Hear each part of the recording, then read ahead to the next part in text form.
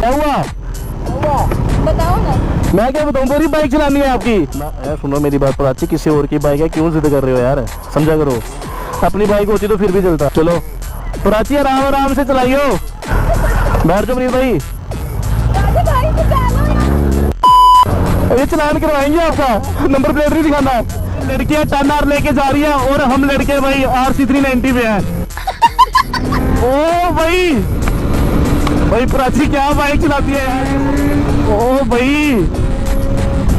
रुको जरा, सबर करो। ओ बाबे वो गिर गई है, क्या हुआ? उठाओ इसके यहाँ पे। आपको तो नहीं लगी?